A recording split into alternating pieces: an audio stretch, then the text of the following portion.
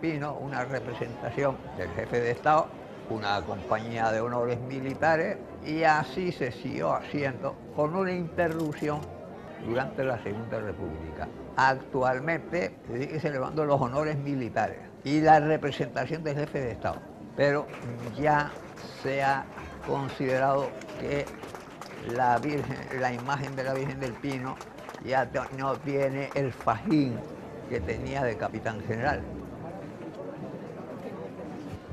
No todo Teror interviene en la procesión, en la Virgen del Pino. A Teror desde siempre tienen a la Virgen gente que no es ni religiosa. Así es que no es que todo el 100% venga a Teror a visitar a la Virgen del Pino, sino que tiene un sentido popular de parranda, de caminata, de isa, de folía. Ese es el tema. Las fiestas de la Virgen del Pino, en la Villa Gran Canaria de Teror, conjugan las esferas simbólicas de lo pagano y lo religioso. Por ello se trata de una celebración de la idea del encuentro, en la que todos los gran canarios tienen cabida, y donde el tributo y el festejo individual cobran la fuerza del rito comunal.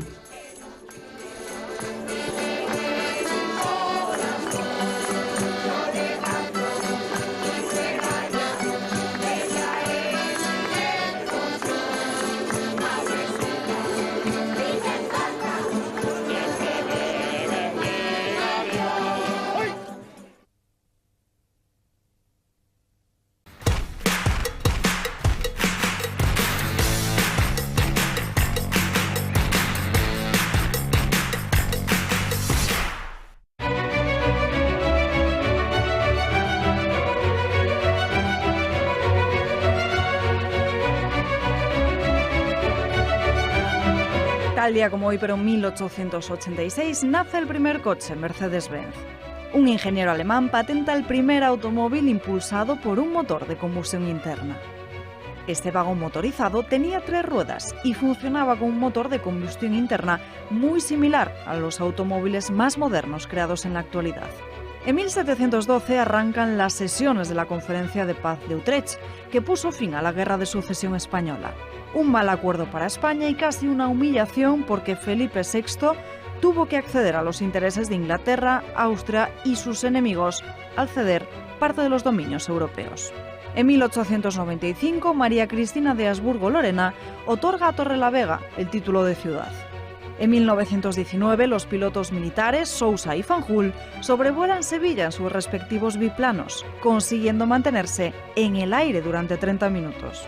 En 1981, Adolfo Suárez dimite como primer presidente de la democracia en España. Lo hizo por el desmantelamiento de la UCD y luego, junto a otros dirigentes, creó otro partido y fue diputado durante varias legislaturas más. En 1984 es asesinado por ETA el teniente general Guillermo Quintana Lacazzi, ex capitán general de Madrid. En 2012, el presidente de los Estados Unidos, Bush, afirma que Irak, Irán y Corea del Norte son regímenes que apoyan el terrorismo y les aplica el mote de eje del mal. La expresión deriva de la de estados canallas y a esa lista se añaden más tarde Bielorrusia, Myanmar y Zimbabue. En 2005 llega a Taiwán por primera vez en 56 años un vuelo comercial desde China. En 2016, la infanta Cristina de Borbón se convierte en el primer miembro de la Casa Real juzgado en España por corrupción. Lo hizo después de rechazar la Audiencia de Palma aplicarle la doctrina Botín por el caso Nos. Un año después fue absuelta de los delitos que se le imputaban. En 2021, la Agencia Europea del Medicamento aprueba la vacuna de AstraZeneca en la Unión Europea y activa el control de las exportaciones de vacunas. Una polémica aprobación, ya que no se pasaron todas las pruebas pertinentes y exigidas hasta entonces. En 2022, Cultura y Carmen Thyssen prolongan el alquiler de su colección 15 años más por 6,5 millones de euros. Hoy, 29 de enero, se celebra San Valero de Zaragoza y San Pedro Nolasco.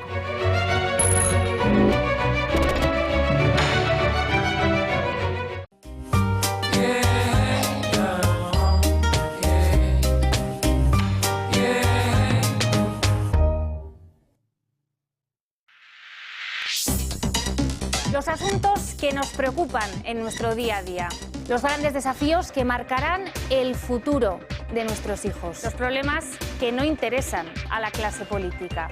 Con rigor, con análisis y con conciencia social, dando voz a sus protagonistas. Temas que pasan desapercibidos, nosotros los llevamos a primer plano.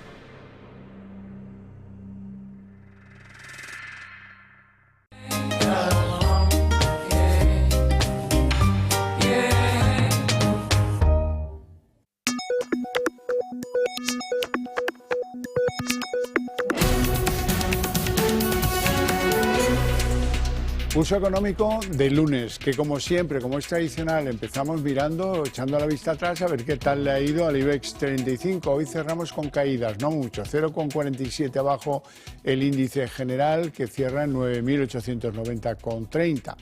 Valores que avanzan, Grifols, que va dando saltitos, se le queda todavía por recuperar, pero bueno, hoy 4,27 arriba.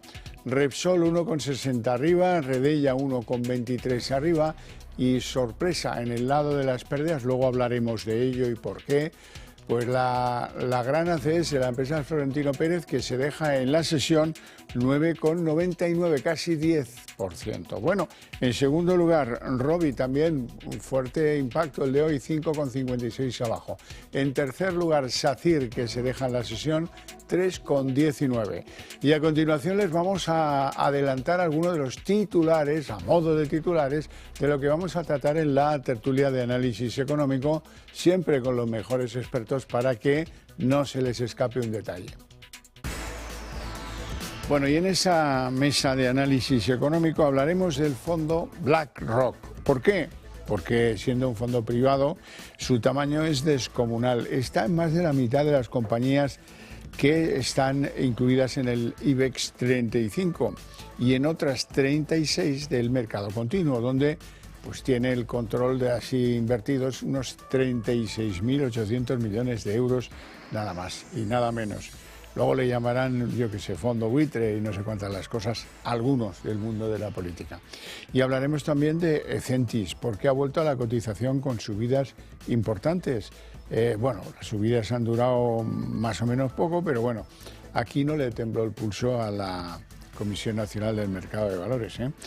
Bueno, les presento ya a nuestros invitados hoy. Don Juan Iranzo, catedrático de Economía Aplicada y director de Armadata. Muy buenas tardes. Buenas tardes y además entusiasmado porque este fin de semana por fin hemos ganado. El Estudiantes ha ganado la Copa La Princesa, por tanto ha sido un domingo espectacular y mi hijo vino conmigo a verlo. Lo único que le tengo yo que reprochar a Estudiantes, donde me han curado algunas dolencias, que tienen muy buena gente en el mundo de la fisiomedicina, es que fichar algún día a Pedro Sánchez. Eso no se lo... No es que le fichó, es que era alumno del colegio y lo que no le permitió es ascender al primer equipo. Y no era muy bueno, me han dicho. No, efectivamente, tiene usted toda la razón. No pasó de junior. Puede que perdone a Estudiantes.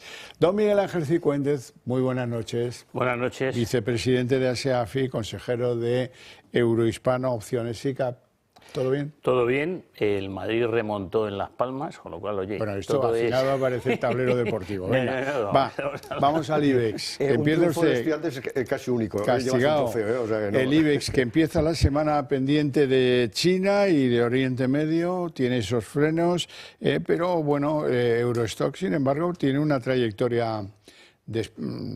absolutamente apabullante. Está en alzas del orden del 20% y, bueno, pues aquí perdemos la comba. Perdemos la comba, entre otras cosas, porque, bueno, pues pasan cosas y hoy ha habido algunos descarrilamientos importantes. El de ACS, el de Robi, claro. ¿Verdad?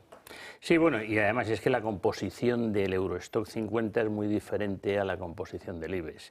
Aquí tenemos valores de lujo que han subido mucho.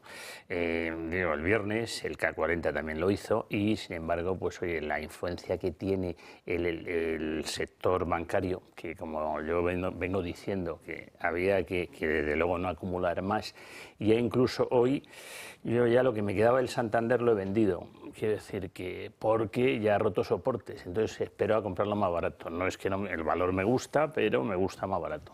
Entonces, yo como idea. El IBEX, bueno, pues efectivamente, en primer lugar se habían producido subidas importantes y de hecho luego lo vamos a comentar incluso en el valor que hoy se ha hundido.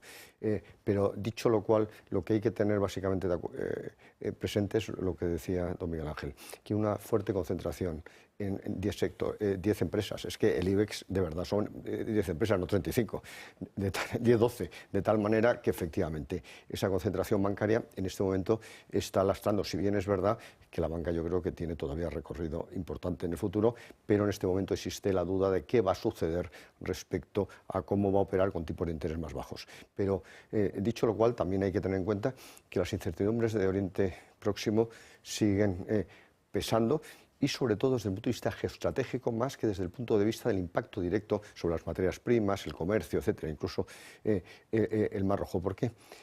Porque resulta que hay un nuevo conflicto entre los países occidentales respecto a apoyar o no a las Naciones Unidas en Palestina, porque este es el conflicto nuevo que ha surgido el viernes, que para los televidentes que no lo conozcan, es que Estados Unidos, Reino Unido y otros países han dejado de financiar a ese grupo de Naciones Unidas en Palestina porque parece ser que empleados están involucrados en los ataques de Hamas. De tal manera que nuevamente España, por ejemplo, sigue financiando, va a crear un conflicto interno entre los países desarrollados. Bueno, vamos con BlackRock. Resulta que esto es un portaaviones. Los que conocían BlackRock antes ya lo sabían, pero la cuestión es que hoy tenemos datos. Está detrás de la mitad de los componentes del IBEX 35 y tiene así como 36.800 millones de intereses en el mercado continuo, con más de 36 empresas.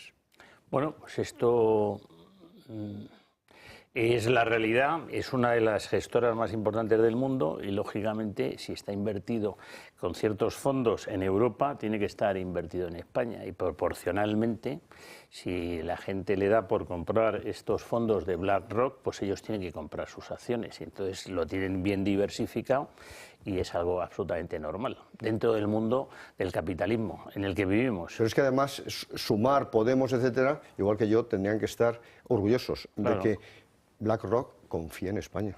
Sí. Incluso que confíe más que yo en algunas empresas, porque hay que tener en cuenta que su posición es espectacular, pero eso no quiere decir que sea especulativo, que venga aquí a hundir empresas, que sea bajista, no, es que apuesta por 19 empresas españolas del IBEX y por otras 36 empresas del mercado continuo. Y eso es importante. Y de hecho sigue aumentando su presencia, porque hay que tener en cuenta que la última empresa que ha creado el último conflicto con Sumar y Podemos ha sido su entrada en Naturgy.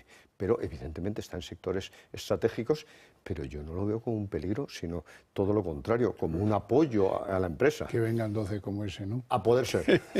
Bueno, hablemos del Santander, que usted comentaba antes, Cifuentes. Bueno, el Santander ha finalizado su operación recompra, han sido 1.310 millones de euros, amortizará 2,2% del capital, eso se va a hacer enseguida, probablemente incluso antes de que el miércoles presente resultados. ¿Cómo ve el Santander? Pues vamos a ver, es un gran banco, pero ahora mismo tácticamente, no estratégicamente, tácticamente yo empecé a decir que había que empezar a salirse de los bancos en general porque ya estaban bastante caros, ya habían subido mucho, y entonces hoy ya me asaltaba a mí el último soporte, con lo cual ya he liquidado todo lo que tenía Santander. Estoy a la espera de comprarlo más barato, porque dije, oye, yo si los soportes rompen no pienso, porque cuando pienso en ese sentido me equivoco, pero no pensar y cojo y vendo. Bueno, Santander ha hecho este fin de semana prácticamente dos cosas muy importantes, o esta última semana. En primer lugar, esta recompra de acciones, que es la última, entre otras cosas, porque creo que legislativamente hay problemas para seguir con esa política que clarísimamente favorece al accionista. Por tanto, una política a favor del accionista frente a esa política anterior del Banco Santander de no dar dividendos, etcétera. Y en segundo lugar, ha reestructurado en profundidad su organigrama. Se supone que para mejorar su estrategia en el mundo entero, de tal manera que yo creo que ese es un asunto importante que hay que tener presente. El Banco Santander diversifica, entra en la mayor parte de los mercados, es una banca universal y yo creo que tiene un futuro importante, pero evidentemente se producen ajustes, entre otras cosas porque había habido una subida y por esta misma operación. Bueno, pues hablemos del pinchazo de la jornada. Es ACS, que se ha dejado en la sesión 9,99, casi un 10, y la respuesta la tenemos en un pleito. Un pleito que tenía una de sus filiales, Acesa, por la titular de la AP7, le reclamaba al Estado 4.300 millones de euros y el tribunal, creo que es el Supremo, ahora no me acuerdo, pero bueno, tanto da. Sala tercera. A la Sala tercera del Tribunal Supremo, ¿verdad? Han dicho que no. Han dicho que no y ahí, bueno, el impacto que tiene esta decisión judicial que es de una de las filiales ha llegado hasta arriba, hasta la holding ACS, con una caída bastante notable en el día de hoy de casi un 10%. Pues mire, yo desde el punto de vista como asesor, como tengo que ver, yo estaba fuera de ACS. Ahora, sin embargo, ya sabiendo esta noticia, que oye, yo lo siento mucho, que haya caído casi 10%, pues ya parece que está siendo, ya la veo interesante, está dentro de la tendencia alcista, o sea, porque está, aun cayendo un 10%, ACS había subido tanto que sigue estando alcista. Entonces vamos a ver qué ocurre en estos próximos días y yo a lo mejor me incorporo al carro, porque no estaba en ACS. Hombre, es una caída espectacular, pero es que la pérdida, si lo tiene que llevar a cuenta de resultados directamente, es significativa, de 4.300 millones. Porque hay que tener en cuenta que esta autovía, que es la autovía del Mediterráneo, que yo creo que todos hemos transitado por ella, pues había sufrido una serie de modificaciones, una serie de revisiones de contratos y obras, muchas obras, por eso efectivamente mejoras, por unos 5.360 millones de euros, de tal manera que el Estado le había reconocido a ACS los 1.069 millones y además le había pagado alargando la concesión. Pero evidentemente lo que reclamaba ACS es que la cuantía total era de 5.369 millones, por tanto que le tenía que pagar 4.300 millones. Y hoy ha salido la sentencia del Supremo, por tanto firme, que ACS no tiene derecho a esa cifra. Evidentemente es una pérdida importante que va directamente a la cuenta de resultados, claro. Sí, sí, y me imagino que en esa cuenta la tenían muy descontada, una sentencia favorable, que claro, no han obtenido. Muy probablemente. Claro. Bueno, Ecentis ha vuelto hoy a cotización con unas subidas bastante importantes que han durado poco, eso sí, pero que demuestra dos varas de medir por parte de la Comisión Nacional de Mercado de Valores. En el caso de Ecentis, pues fue separada del mercado, ha vuelto ahora después de bastante tiempo fuera. Y en el caso de Grifols, pues nadie hizo nada, nadie está haciendo nada y hemos tenido una afectación por lo menos del crédito del IBEX 35 muy considerable. Bueno, este es el famoso debate y dilema entre riesgo moral y riesgo sistémico. Efectivamente, si tú actúas y favoreces al que actúa negativamente o no actúas y favoreces al que no está gestionando adecuadamente, pues favoreces que no se sea serio, que no se sea eficiente en los mercados. Sin embargo, si siempre intervienes para evitar el riesgo sistémico, lo que favoreces es que no se sea adecuado. Y en este sentido ha habido reacciones muy diversas. Hay que tener en cuenta que en el caso de Ecentis hubo una suspensión hace un año, no estamos hablando de 2 o 3 días, hace un año porque la Comisión Nacional del Mercado de Valores tenía dudas a través de una serie de informes si esa empresa era viable y si la contabilidad respondía a la realidad. Estamos hablando de una empresa de gestión de infraestructuras de telecomunicaciones que en teoría tiene que tener bastante futuro. Parece ser que la dirección ha convencido a la Comisión Nacional del Mercado de Valores que esta empresa puede ser viable y ha salido a bolsa. Claro, nuevamente ha vuelto a cotizar. Ha subido un 28%, lo baja. Pero ¿saben ustedes a cuánto ha cotizado? A 0,11 euros, a 11 céntimos. Y luego ha bajado. Evidentemente el valor está bajo mínimos. Es decir, es una empresa que prácticamente valía cero. Claro. Está liquidada totalmente, pero hay que preguntarse eso... ¿Quién es el responsable? ¿Quién es el responsable? Es lo que trataba de explicar yo antes. Si probablemente esta ruina en un sector que tiene bastantes posibilidades, que está en clara expansión, etcétera, no está provocada por un exceso de celo de la Comisión Nacional del Mercado de Valores. A eso me refería yo antes, claro. Hay que saludar la ejecutoria de Ecentis porque su equipo directivo sabía que eso iba a pasar, que les iban a dejar en cero o cerca de cero. Han ido a vuelta a bolsa y quieren remontar. Mostrárselo a la Comisión Nacional del Mercado de Valores y les ha convencido para que permitiera volver a cotizar después de un año. Eso hay que insistir. O se han quedado ya sin argumentos, que también cabe. Bueno, Cigüéndez, la empatía no cuenta a la hora de invertir en bolsa, ¿verdad? O sea que por mucha empatía que tengamos por el equipo directivo de Centis, ¿cómo ve usted este valor? Bueno, es que la verdad, yo no sé exactamente los datos que yo veo, donde lo estoy viendo aquí, que es en Investing, dice que ha cerrado en 0,1538, que ha subido un 72,04. Eso dice esto. No sé, yo hoy no la he podido seguir, sí, bueno, porque pero eso es lo que dice. Yo a media mañana subía un 28,4 y estaba en 11,4 céntimos, sí. Que es la última vez que lo he seguido. Aquí pone que el cierre está en 0,15. O sea, que ha cerrado, ha seguido subiendo. Ha seguido subiendo. Entonces, bueno, pues decir, yo considero que es una buena noticia, sí. Es que el mercado... Habrá que esperar y ver, porque claro, en estas circunstancias, sí, el que ha entrado a primera hora, que poco se puede decir, hay que tiene que haber una cierta trayectoria. ¿No? Con lo cual, nosotros está claro que no tenemos Centis. Bueno, hablemos de la antigua Radiotronic. Sí, lo digo para los veteranos, que hay muchos. Sí. Eso de la era de Marconi o así, ¿no? Sí, bueno, posterior. Sí. Hablemos del melodrama. Parece el viernes planteaba Grifols una demanda contra Gotham City en Nueva York por lo que han hecho sobre sus expectativas en los mercados. ¿Qué ha sucedido? Bueno, pues ha sucedido que esto ha calmado a los inversores relativamente, todo es bastante relativo en lo tocante a Grifols, porque el fondo, no llegamos nunca a él, nunca llegamos a que nadie certifique que no hacían trampas con la deuda, ni con los alquileres, ni con el family office, ni todas estas historias, pero, hombre, es verdad que va subiendo, hoy 4,27 arriba, y yo me pregunto cómo lo veis. Yo dije el otro día aquí que desde el punto de vista técnico está alcista. Eso, vamos, sin ninguna duda. Es decir, si yo fríamente veo técnicamente, está alcista y eso tenemos la predisposición de que va a seguir subiendo. ¿La tengo yo en cartera? No. Yo decía, no puedo decir más claro. El negocio de plasma va a seguir creciendo, obviamente, a nivel mundial. Por tanto, Grifols, que es líder en ese sector, pues tiene posibilidades. Que según Hoffman valía 0, no es verdad. ¿Cuánto vale? ¿Qué enjuague contable se ha producido? También hay que tener en cuenta que los propios directivos, en este caso, salieron a dar explicaciones en el mercado y no convencieron a nadie. Por tanto, evidentemente, probablemente la situación es una situación claramente intermedia. Grifols es una empresa importante en el mercado de plasma, tiene ahí, por tanto, posibilidades, pero muy probablemente estaba sobrevalorada.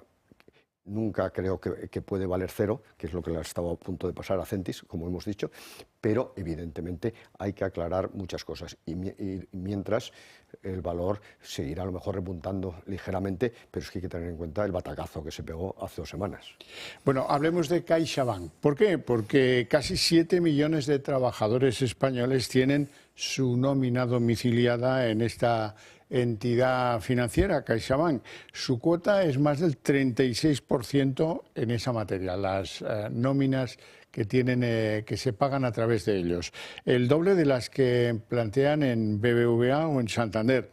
En el total del año 2023, CaixaBank ha conseguido más de 1 millón de nuevas nóminas en su gestión, pagos, etcétera.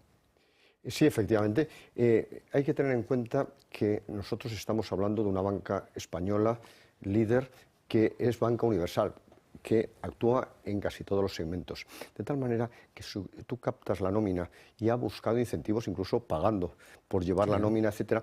Lo que haces es prácticamente tener un cliente cautivo, un cliente al que le colocas todo tipo de productos, seguros, hipotecas, etcétera, etcétera. Fondos. De tal manera que es una forma clarísima, no solo de aumentar el negocio, de crecer, sino también es una forma importante de fidelizar, que al fin y al cabo, hoy por hoy, es el gran dilema de la banca máxime si se hablaba de abrir una guerra del pasivo para remunerar el pasivo, etcétera. De tal manera que eso lo ha hecho bien. Lo que sucede, y también que tiene una cuota de mercado en ese segmento, el doble que BBVA o el Santander, que han sido bancos más tradicionales.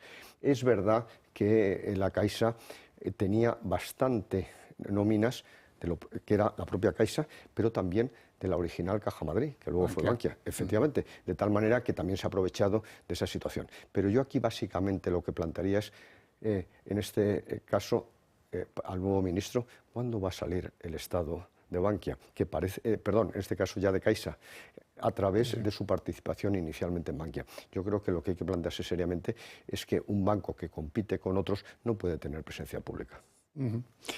Cifuentes, ¿cómo ves el valor Caixa? Bueno, pues Caixa está más fuerte comparativamente que el Santander, también está en zona de soporte y ha corregido, sigue corrigiendo. O sea, es decir, que yo, el planteamiento que hice ya hace tiempo de ir saliéndose de banca, pues lo mantengo en este punto, incluido la Caixa, aunque está mejor que en concreto que el Santander, pues a la espera de comprar más barato. Estoy obstinado en que hablemos hoy de banca. Pues nada, ahora vamos duro. a hablar de Unicaja. ¿Por qué? Pues porque el exconsejero precisamente de Bankia, José Sevilla, se perfila como uno de los posibles candidatos a presidir la entidad, Unicaja.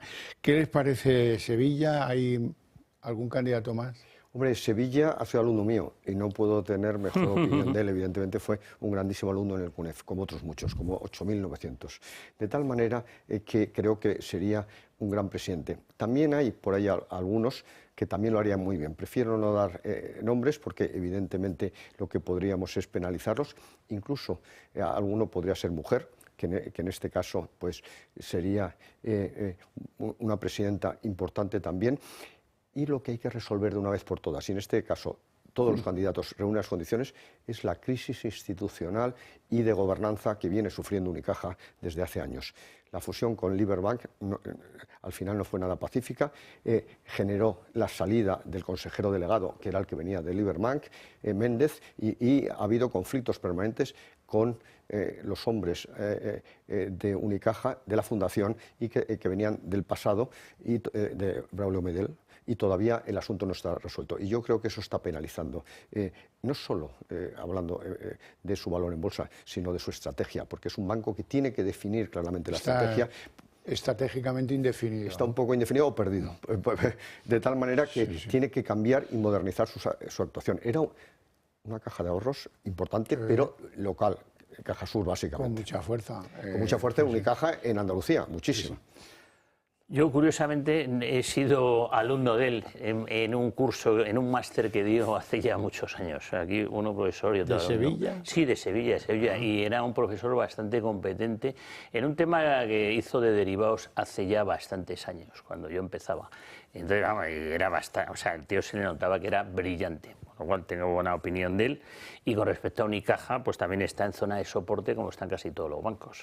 Bueno, vamos a seguir con el espíritu colonizador. De verdad que si le dejan a tiempo, en la costa este llega a California antes que los Cowboys. Me refiero a Sánchez, claro está. Sánchez sigue colonizando y colonizando. Fíjense, 8 de cada 10 presidentes de empresas públicas están directamente vinculados con el PSOE. Le quedan 2. Yo creo que esto en 2 meses se lo acaba.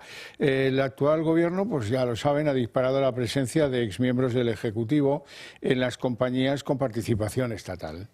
Bueno, lo que ha hecho Sánchez, y en este caso no abandonar a sus amigos, o les ha hecho embajadores o les ha hecho presidente de empresa pública, empezando por el astronauta al que estábamos viendo, que parece ser que es el presidente Ispasat. De tal manera que yo creo que ese amiguismo es muy contraproducente, porque la mayor parte de esas personas son políticos que jamás han visto una empresa y que de hecho su gestión deja mucho que desear. Y no estoy hablando en teoría ni por razones estrictamente políticas, sino viendo los resultados de Correos, con lo cual su mejor amigo y ha obtenido los peores resultados de la historia de Correos. Ha sido el peor gestor de la historia, reconocido por todos los analistas. Y no venía de ser gran cosa. Efectivamente. Y ahora le ha sacado Correos, pero lo ha recolocado suficientemente. Yo creo que ese control de las empresas públicas y el intento de control de las empresas privadas es de una extrema gravedad.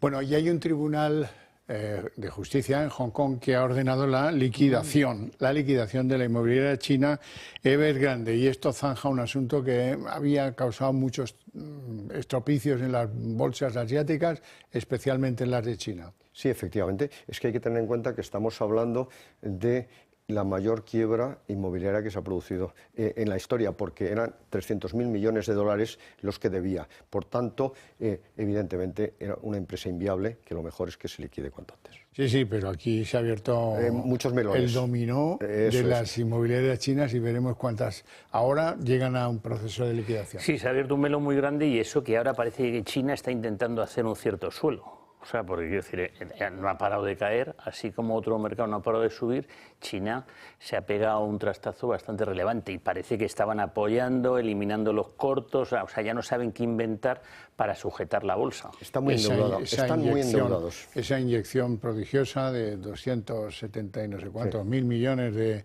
euros, a ver si sirve de algo y apuntala al menos los mercados en China. Bueno, no tenemos tiempo para más, lo dejamos aquí con mi agradecimiento para estos dos caballeros por su presencia y por sus opiniones sobre todo. Y a ustedes, ¿qué les voy a decir? A ustedes les tengo que premiar yo con algo. ¿Con qué? A la vuelta de publicidad, la redacción abierta aquí mismo.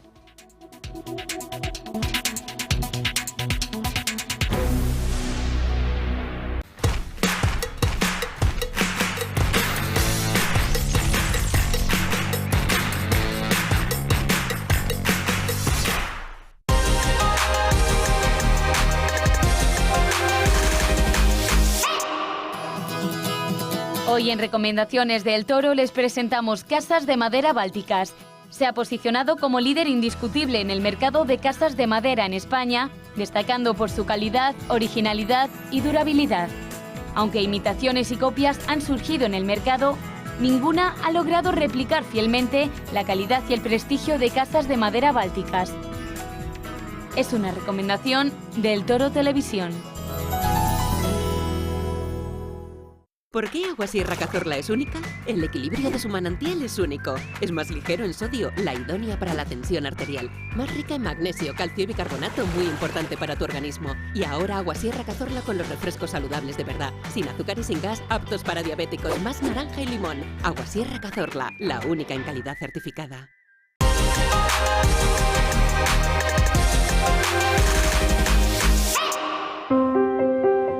¿Te gustaría hacer un regalo único que marque la diferencia? Los creadores de las famosas mascarillas españolitas presentan una original colección de joyas inspiradas en nuestra bandera. Todas ellas de gran belleza y diseño exclusivo, fabricadas en plata de ley en el prestigioso Parque Joyero de Córdoba.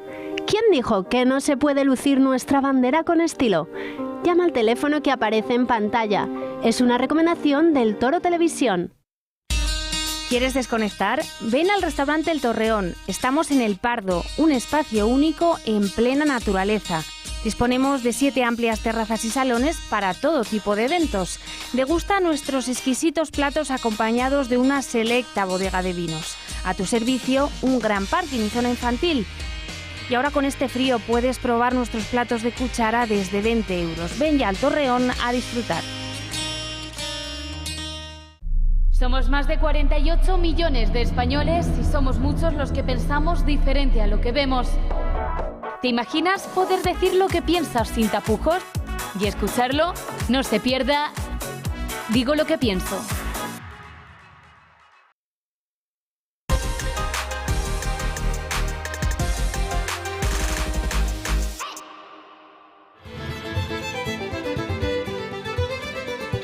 Hoy en Recomendaciones del Toro por España nos vamos a Vedra, en La Coruña. Allí se encuentra el restaurante Villa Verde, ubicado en una casona rural de piedra construida en el siglo XVIII, en perfecta armonía con su entorno, en un paraje tranquilo, apacible y rodeado de bosques y viñedos. Podrá disfrutar sus mariscos más tradicionales y pescado salvaje. Entre sus carnes, gallo de corral con salsa de jerez y miel, solomillo de ternera gallega y sin olvidarse de los mejores productos de la huerta y sus platos de pesca de río. Visite el restaurante Villa Verde. Es una recomendación del Toro Televisión. La cocina es un lenguaje mediante el cual se puede expresar armonía, felicidad, belleza, magia, cultura. Si todo esto lo aderezas con el delantal del Toro Televisión, el resultado es perfecto. Al ser regulable, es apto para todas las tallas y con el logo bordado, un producto 100% español. Puede ser tuyo. ¿Cómo? Llamando al club de amigos, escribiendo un correo o recogiéndolo en la sede del club previo aviso.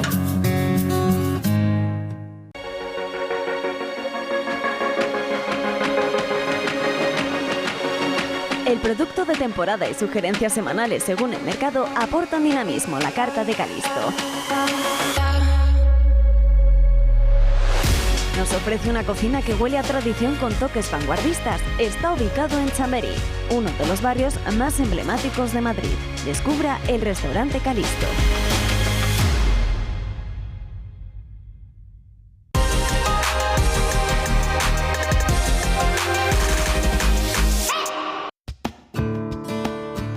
Hoy en Recomendaciones del Toro les presentamos el grupo Bajálica. Son líderes y pioneros en poda, tala en altura de árboles con técnica de trepa y profesionales en jardinería. La empresa fue fundada hace 4 décadas por Branco Bajálica, con gran experiencia nacional e internacional. Se caracteriza por su amplia gama de servicios de excelencia garantizada. Llegan donde otros no llegan. Les ofrecen presupuestos sin compromiso.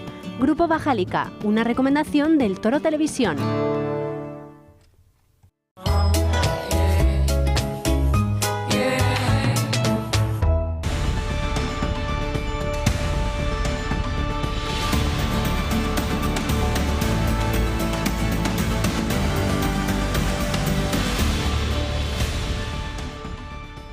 Son las 7:30 de la tarde, 1 hora menos en las Islas Canarias. O sea, muy bienvenidos a la redacción abierta en el Toro Televisión, donde vamos juntos a hacer un repaso de temas de actualidad, de los temas del día y de otros temas del alma, que también tendremos que atender a los temas del alma en el momento en que se pueda. Hoy vamos a empezar con ellos, con los temas del alma. Maestro, placer. Don Ramón Torrelledó, ¿cómo estamos? Sí, señor. Bueno, muy bien, muy feliz de estar aquí. ¿Estás cómodo o tú es que eres muy nervioso? Bien. Estoy y te mueves así como que... de hacer cosas. Concierto, cuando tú estás aquí es que hay concierto. ¿Concierto dedicado a...? Dedicado a divulgar la gran música, a promocionar nuevos talentos y la presentación de un proyecto, Beethoven Universal, y la presentación de una orquesta, la Beethoven Sinfonía Orquesta. Es un homenaje a Beethoven que se hace desde Madrid, al icono de la música en el mundo, con su ta-ta-ta-tam. Y vamos a intentar defender valores que están yo no sé si en peligro, pero tenemos que estar alerta. No muy en boga, podríamos decir. Y es una pena porque las grandes estrellas de la música son Juan Sebastián Bach, Beethoven, Wagner, etcétera, etcétera. Y de esto se trata. Vamos a hacer un programa ni más ni menos que de Beethoven, la Quinta Sinfonía de Beethoven, y el concierto para piano número 5, Emperador de Beethoven. O sea que vais a hacer un Beethoven .6. .6, .7. Aspirante a 7. ¿Cuándo es y dónde es este concierto vuestro? Va a ser el domingo matinal, a las 12 del mediodía, en la Sala Sinfónica del Auditorio Nacional de Música de Madrid. Esperemos que esté lleno de gente y, muy importante, aspiramos a que haya nueva gente, nuevo público, y ahí tenemos a una pianista maravillosa. A ver, preséntanos a tus invitados que son los míos a la vez. Pues ni más ni menos tenemos ahí a Noelia Navas, pianista, una de las grandes pianistas ya españolas. Es un lujo tenerla en este concierto, hemos hecho cosas juntas, ha participado en la partitura y España necesita tener pianistas de su calibre, de su envergadura. Noelia Navas, ¿qué es para una pianista o un pianista Beethoven?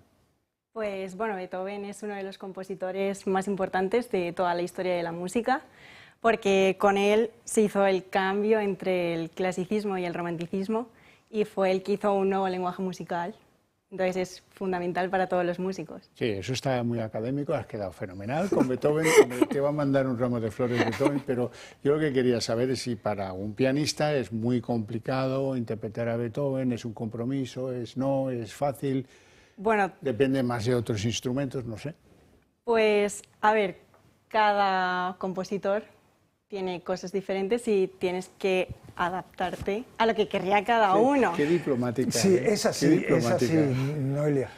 Pero ella sabe, el Emperador de Beethoven es uno de los conciertos más complicados que existen. Por eso ¿sí me parecía a mí. A nivel de ejecutante es muy complicado. Sí, o sea, tiene, experto. Claro, tiene la dificultad técnica y la dificultad musical.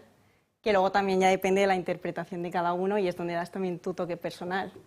¿A ti te entusiasma interpretar a Beethoven? Sí, ¿Sí? es uno de mis compositores favoritos. Hombre, Bueno, ¿cuántos conciertos has tocado de Beethoven?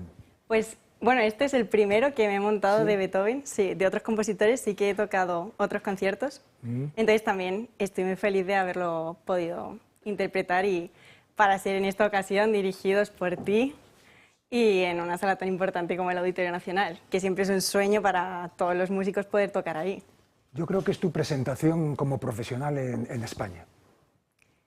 Ojalá. Ojalá. Porque- Ojalá, así te lo deseamos. Bueno, tu otro invitado. Pues ni más ni menos una persona clave en todo este entramado musical. Es mi ya amigo Raúl, colega, violinista, es el concertino de la Raúl orquesta. Saiz. Raúl Saiz. Bienvenido. Muchas gracias. Violinista, concertista, veo que has traído el instrumento. Noelia se ha dejado el piano plegable en casa, Mostramos- pero tú te has traído el violín.